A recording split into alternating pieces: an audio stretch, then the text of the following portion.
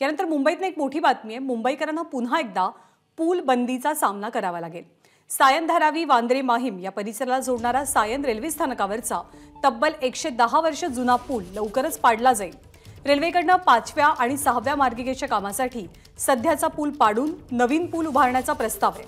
मध्य रेल्वेच्या 5व्या आणि 6व्या रेल्वे मार्गावरील पुलाची पुनर्बांधणी होते आणि यासाठी सायन धारावीचा हा पूल पाडण्यात येईल। मुंबई महानगरपालिकेनं माहीमची जत्रा संपल्यानंतर म्हणजे 4 जानेवारीनंतर हा पूल बंद करण्याची परवानगी मध्य रेल्वेला दिलेली आहे। मात्र माहीमची जत्रा संपल्यावर नेमक्या कोणत्या दिवशी पूल बंद करायचा किंवा पाडायचा याचा निर्णय मध्य रेल्वेनं अद्याप तरी घेतलेला नाही।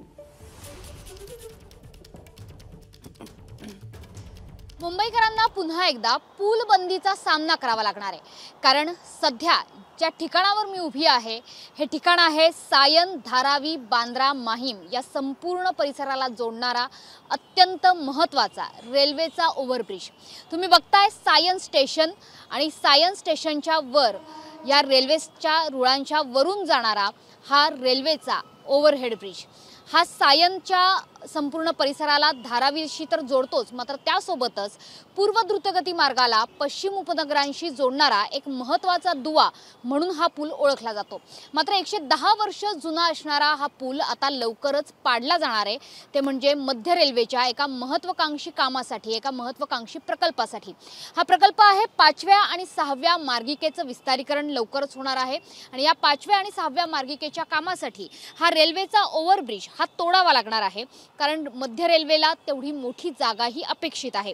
कारण सध्याचं जे चित्र आपण बघतो आहोत की आधीच या ठिकाणी या पुलावरनं माहीम कडे जाणारी किंवा धारावीकडे जाणारी वाहतूक ही मोठी असते।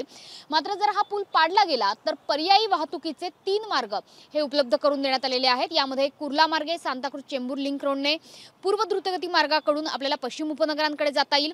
सायन रुग्णालयाजवळून सुलोचना शेट्टी मार्गाहून आपल्याला धारावीतल्या कुंभारवाड्यापर्यंत पोहोचता येईल आणि सोबतच वांद्रे कुर्ला कॉम्प्लेक्स कनेक्टरद्वारे बीकेसीत देखील उतरता येईल। मात्र अर्थातच हा मार्ग केवळ 4 चाकींनाच उपलब्ध आहे, दुचाकी किंवा तिचाकी इतर वाहनं यांना या ठिकाणी प्रवेश नाहीये। त्याच्यामुळे निश्चितपणे काही अंशी तरी मुंबईकरांची वाहतूक कोंडीतून मुक्तता होणार नाही असं सध्याचं चित्र आहे आणि पुन्हा एकदा काही महिन्यांकरता नवा पूल तयार होईपर्यंत मुंबईकरांना पूलबंदीचा सामना करावा लागणार आहे।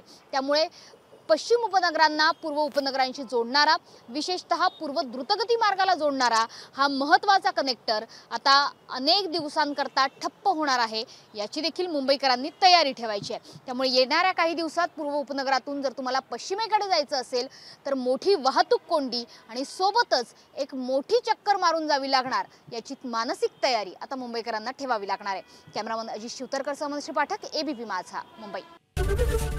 एबीपी माझा, उघडा डोळे बघा नीट।